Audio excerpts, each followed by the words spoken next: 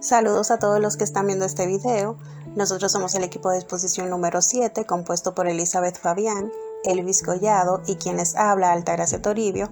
Pertenecemos a la sección 17 de anestesiología con el Dr. Edwin Montán y les invitamos a escuchar este audiovisual sobre los anestésicos inhalatorios.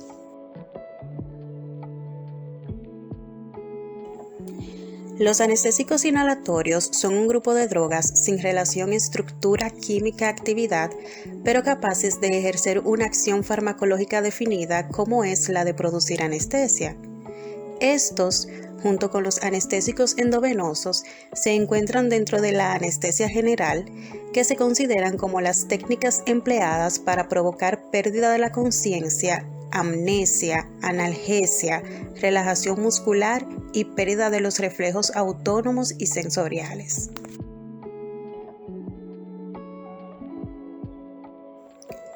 Los objetivos principales para emplear la anestesia inhalatoria son que el paciente tolere los procedimientos médicos o quirúrgicos, se utiliza con fines diagnósticos, terapéuticos, rehabilitatorios, paliativos e incluso con fines de investigación.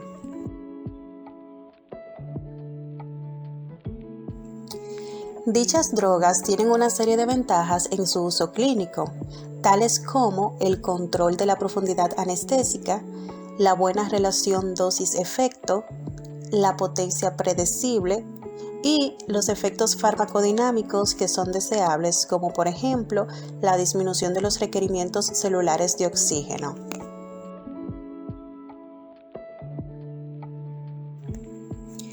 Los fármacos anestésicos inhalatorios incluyen al óxido nitroso y los hidrocarburos halogenados como el isoflurano, el desflurano, el alotano, el sevoflurano y el ecflurano. Todos estos son depresores respiratorios, por lo que se requiere de una ventilación asistida o controlada durante la anestesia quirúrgica.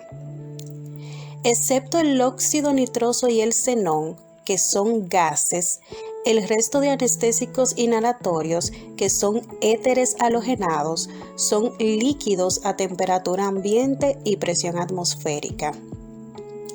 Estos fármacos trabajan ocasionando un bloqueo de los canales de sodio en las membranas o activan el flujo de cloro mediado por el ácido gamma-aminobutírico, por lo que sus acciones farmacodinámicas consisten en aumentar el flujo sanguíneo cerebral, la relajación del músculo lisouterino y la disminución de la respuesta ventilatoria a la hipoxia.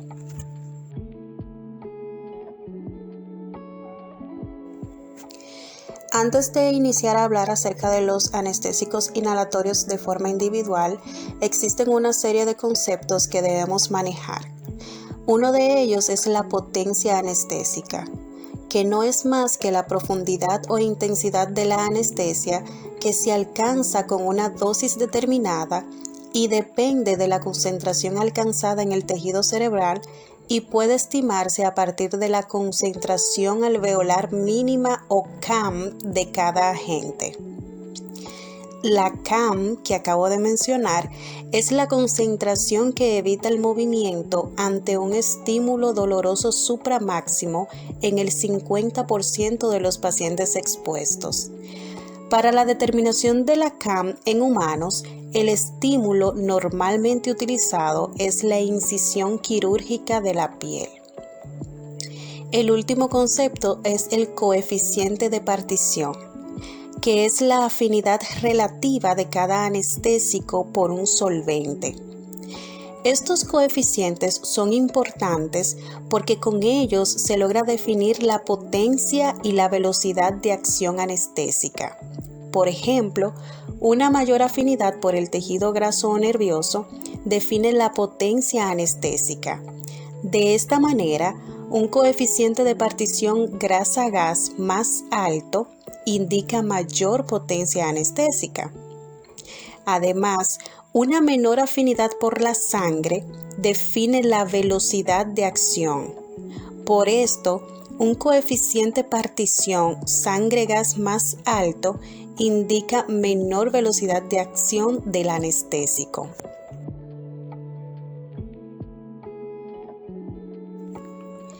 La concentración alveolar mínima es importante porque esta nos permite comparar la potencia de los diferentes anestésicos inhalatorios.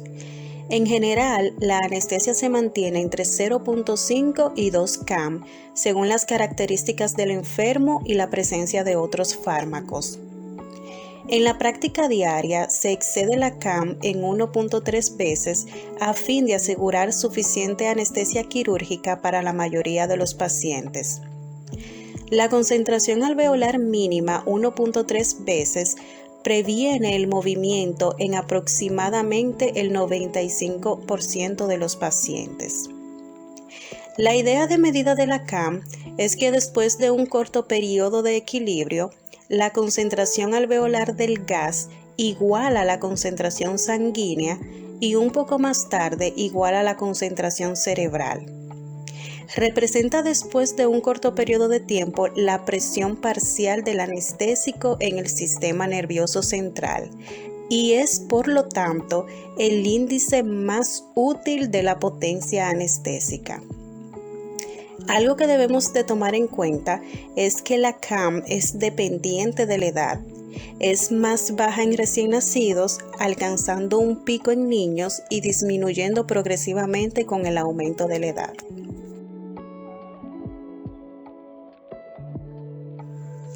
Ahora presentaremos los anestésicos inhalatorios de importancia clínica e iniciaremos con el óxido nitroso.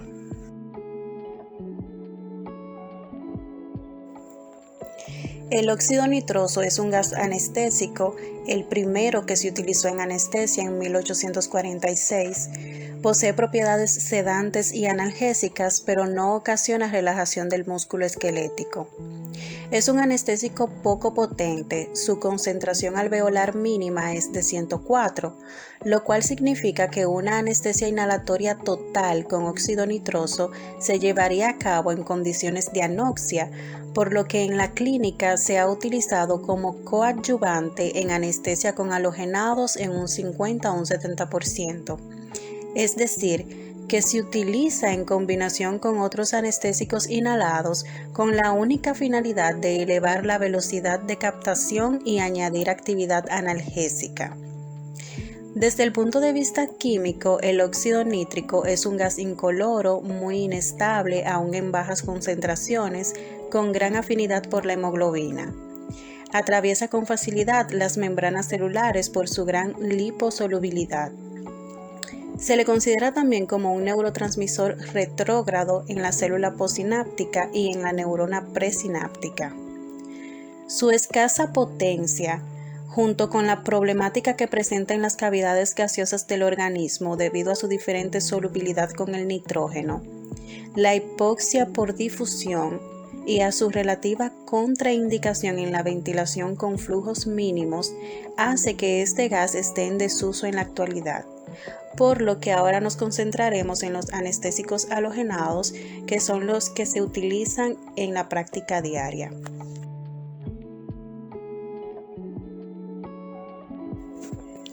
El alotano es un anestésico volátil, halogenado, no inflamable. Es un potente anestésico cuyas propiedades permiten una pérdida de la conciencia suave y bastante rápida, que pasa a la anestesia con abolición de las respuestas a estímulos dolorosos, y sus vapores no son desagradables ni irritantes para las membranas mucosas.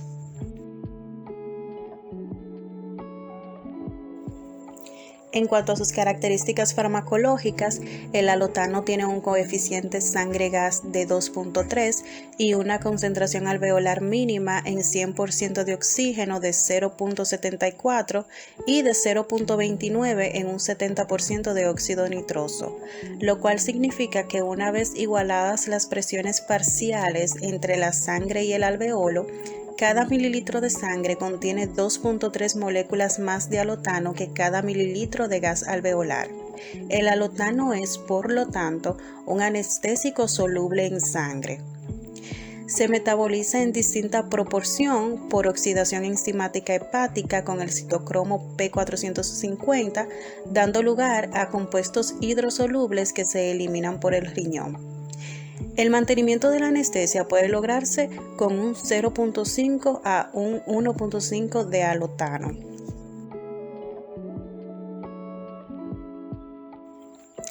Este agente es un excelente hipnótico. La inducción de la anestesia se puede lograr utilizando de un 1 a un 3% de alotano en oxígeno o aire o utilizando un 0.8% con óxido nitroso al 65%. La inducción aparece relativamente rápida y sus olores son tolerables. Estas son una de las razones por lo que el alotano era la droga de elección para la inducción con mascarilla en pacientes pediátricos, pero su popularidad cambió en los últimos años con la disponibilidad del sevoflurano. El alotano es broncodilatador y disminuye las resistencias de la vía aérea y se le puede utilizar para el tratamiento del asma si la terapia convencional fracasa. Su condición de no inflamable lo hace de elección para emplear el electrocauterio o hacer diagnósticos radiológicos. Es útil en la cirugía torácica por permitir mejor control de la respiración, la depresión y las secreciones de la mucosa.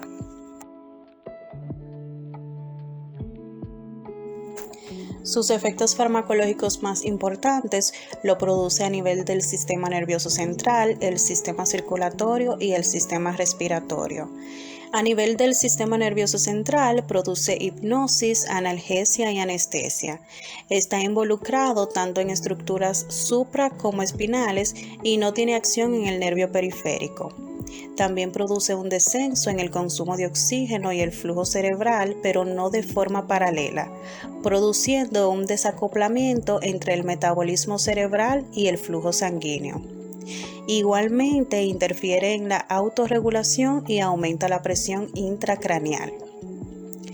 En el sistema circulatorio disminuye la presión arterial de forma dosis dependiente, ya que produce depresión miocárdica directa porque sensibiliza al miocardio a las catecolaminas endógenas. Y a nivel del sistema respiratorio, como todo anestésico halogenado, en la ventilación espontánea desciende el volumen minuto y aumenta la frecuencia respiratoria.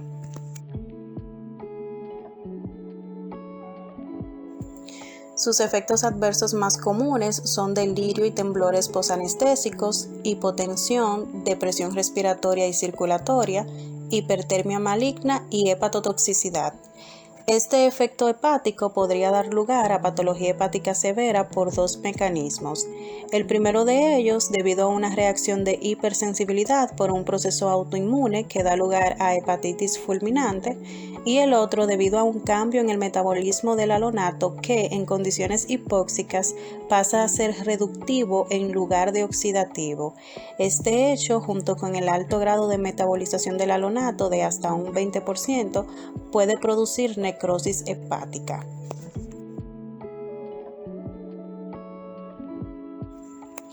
Algunas consideraciones que se deben tomar en cuenta con el uso del alotano es que el despertar podría retrasarse en pacientes obesos debido a la acumulación del agente inhalatorio en los tejidos grasos. Para ello evitarse, se debe cerrar el vaporizador 10 minutos antes de terminar la cirugía. El alotano es susceptible de descomponerse en el frasco. Por esta razón se debe almacenar en botellas ámbar con timol como preservativo.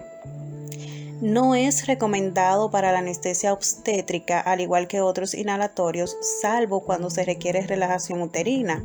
Recordemos que estos son bloqueantes de los canales de calcio y cruzan la barrera placentaria, por lo que pueden causar depresión neonatal con hipotensión, hipoxemia y acidosis.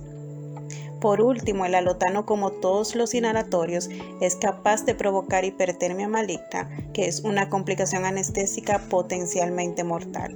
Es cuanto. Muchas gracias por su atención. Saludos, mi nombre es Elizabeth Fabián Vargas y les estaré hablando de sevoflurano y desflurano. Sevoflurano es un anestésico general. Propiedades físicas. Combina una solubilidad en sangre ligeramente mayor que el desflurano con una potencia un poco menor que el enflurano. La ausencia de picor y los incrementos rápidos de la concentración anestésica alveolar hacen que el sevoflurano sea una elección excelente para las inducciones por inhalación. De igual modo, su baja solubilidad en la sangre da lugar a una disminución rápida en la concentración alveolar del anestésico al interrumpirlo y una emergencia más rápida comparada con la del isoflurano, aunque no necesariamente una alta más rápida de la sala de recuperación post-anestésica. Sevoflurano. El sevoflurano causa efectos sobre los siguientes sistemas de órganos: cardiovascular, respiratorio, cerebral, neuromuscular, renal y hepático. En el cardiovascular deprime de manera leve la contractibilidad miocardíaca. Como en el sevoflurano causa poco en la frecuencia cardíaca, si es que se presenta alguna, el gasto cardíaco no se mantiene tan bien como en el isoflurano o desflurano. Puede prolongar el intervalo de QT, cuya importancia clínica se desconoce. En el respiratorio, deprime la respiración y broncoespasmo en grados similares del isoflurano. El sevoflurano cerebral disminuye la resistencia vascular cerebral, aumenta el flujo sanguíneo del cerebro y la relación con el incremento en la presión intracraniana, anormotensión y normocapnia.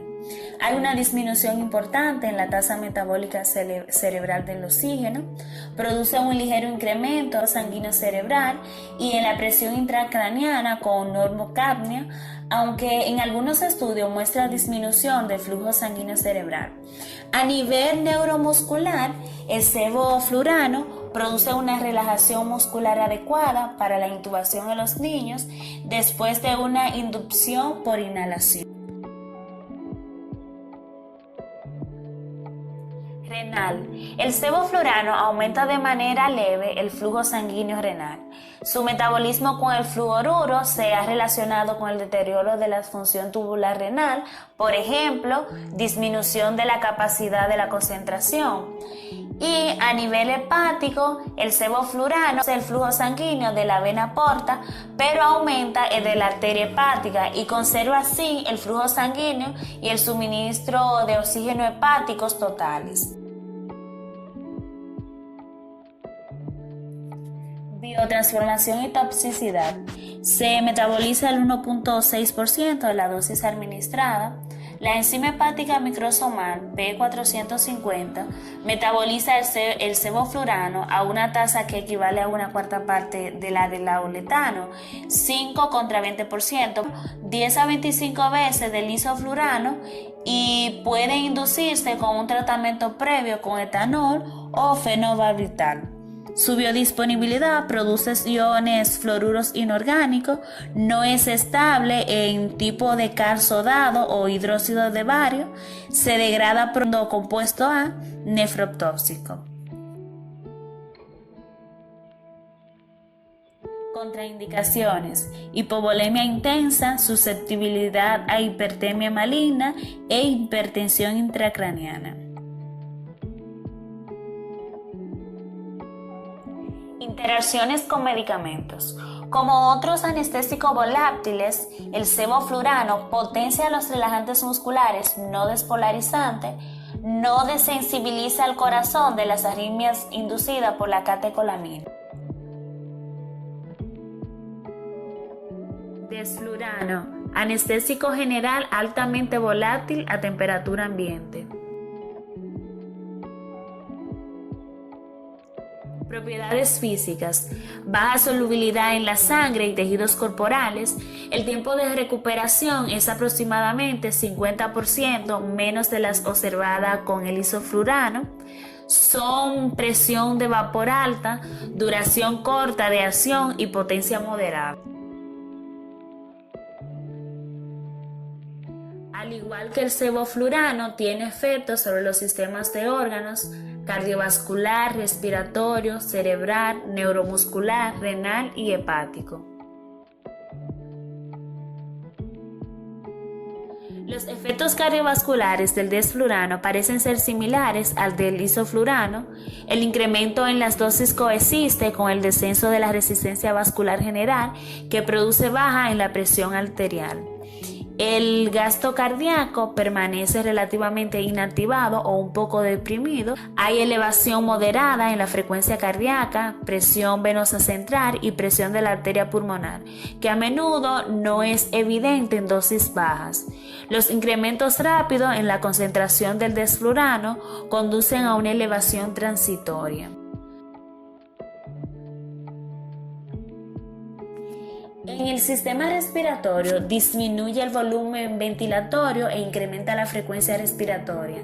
Deprime la respuesta ventilatoria a la presión parcial del dióxido de carbono creciente, el picor y la irritación de las vías respiratorias durante la inducción del desflurano puede manifestarse por cialorrea, retención de la respiración, tos y laringospasmo.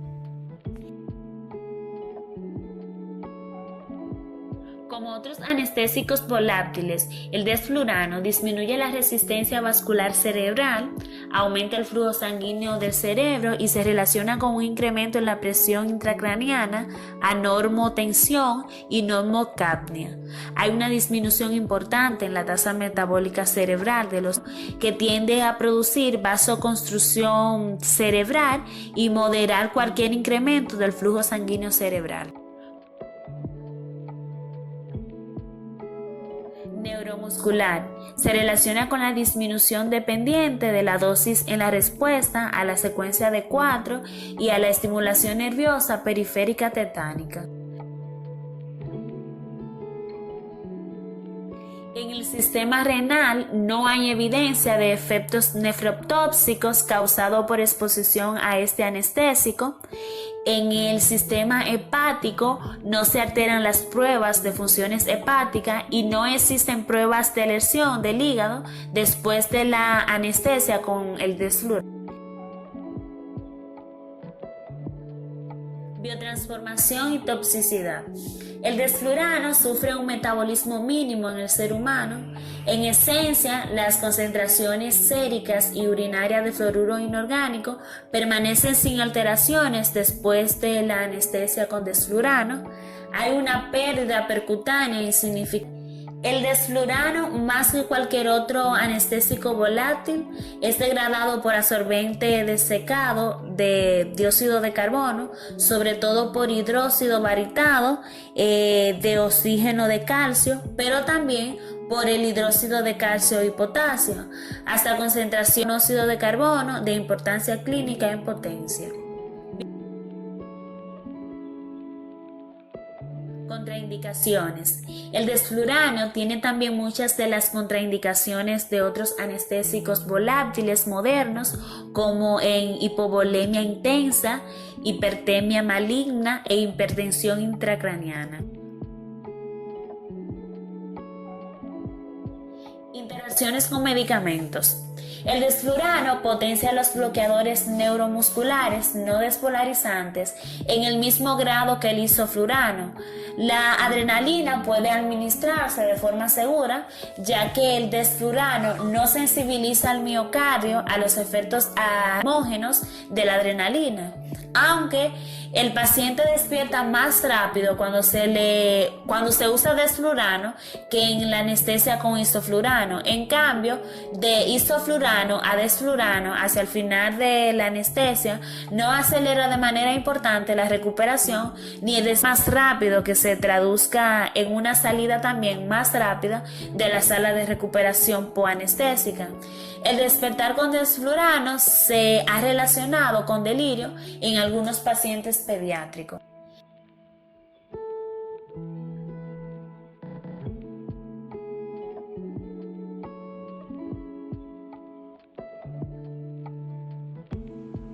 Saludos, mi nombre es Elvis Collado y yo les estaré hablando acerca del enflurano y el isoflurano. El enflurano es un anestésico general inhalatorio del grupo de los ésteres halogenados. En su composición química, este está formado a partir del éter 2-cloro 1,1,2 trifluoretil difluormetílico.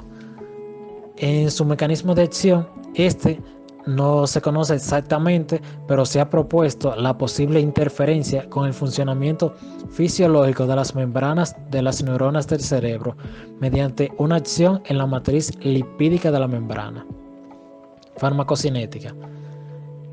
El enflurano tiene una absorción rápida a través de los pulmones. La concentración alveolar mínima en oxígeno es de 1.68%, en óxido nitroso a 70% de 0.57% y se metaboliza en el hígado. El lapso desde su administración hasta el comienzo de la acción de la anestesia, así como el de su recuperación, es rápido. La eliminación principal es por exhalación sin cambios y de manera secundaria por el riñón. En sus efectos farmacológicos, el enflurano se utiliza en la inducción y mantenimiento de la anestesia general. En concentraciones bajas, puede utilizarse como suplemento de otros anestésicos generales durante el parto por cesárea. Entre sus efectos adversos tenemos temblores, confusión, alucinaciones, náuseas y vómitos. Entre sus interacciones, la ingesta crónica de alcohol puede aumentar los requerimientos de enflurano. La administración simultánea con aminoglucósidos, capreomicina, lincomicina, bloqueantes musculares no despolarizantes o pilimicinas puede producir un bloqueo neuromuscular adictivo. También la asociación con antihipertensivos o diuréticos puede potenciar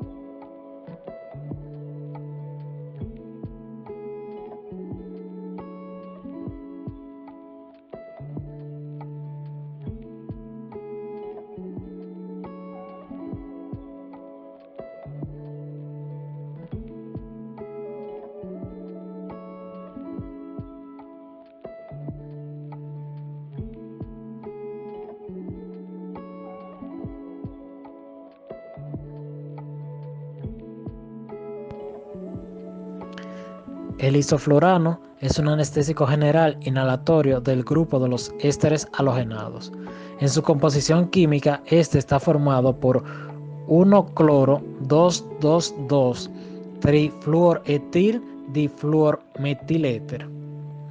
En su mecanismo de acción, el isoflurano parece unirse a los receptores de GABA, glutamato y glicina.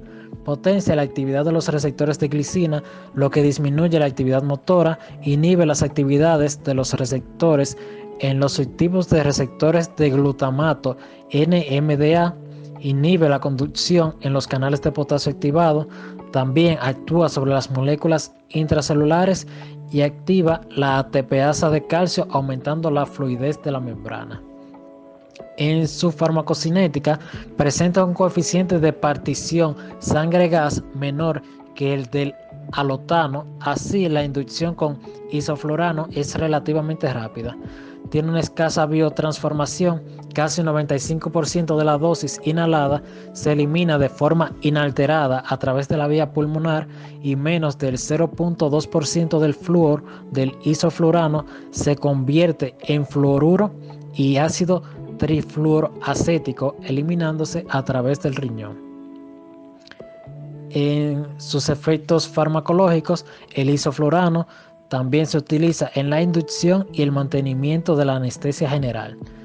Entre sus efectos adversos tenemos delirios, temblores, hipotensión, depresión circulatoria y respiratoria, hipertermia maligna, hepatotoxicidad, arritmias, náuseas, vómitos y nefrotoxicidad. En la interacción con otros medicamentos, si se utiliza con epinefrina, puede dar aumento de arritmias. Con la teofilina hay riesgo de arritmias por sensibilización del miocardio.